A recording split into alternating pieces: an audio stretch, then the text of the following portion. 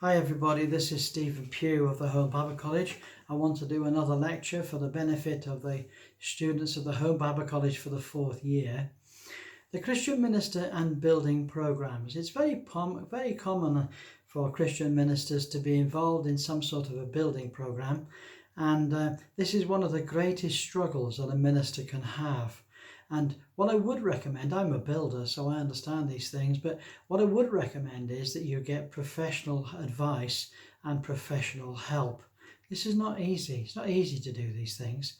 And you might consider using buildings that are already abandoned rather than trying to build a brand new building.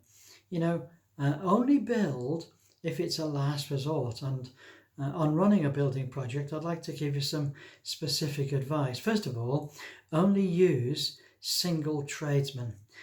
Pay them slightly more than they ask. That'll give you great credibility with them, but only employ those that are not VAT registered. Now, then they have no obligation to charge VAT. In fact, they're not allowed to charge VAT unless they're VAT registered, and that will save you a lot of money on a large building project. And don't use large firms, because if you use a large firm, you'll be paying for the secretary and the boss's wife and the cleaner, and you'll be paying for premises. So that's why large building projects with large firms are so expensive. If you get a single tradesman, he's generally happy with good wages, and he's generally happy if he's paid every week, sometimes even in cash. Of course, it all has to be registered, but giving him money in cash just means that he has the responsibility to be able to look after his family easier.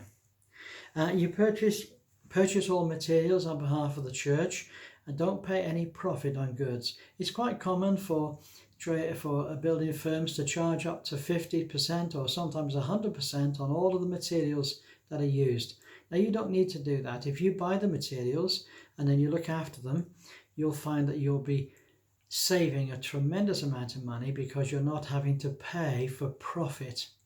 You're paying for the goods good enough, and you'll have to pay VAT for it, but you don't have to pay over the odds.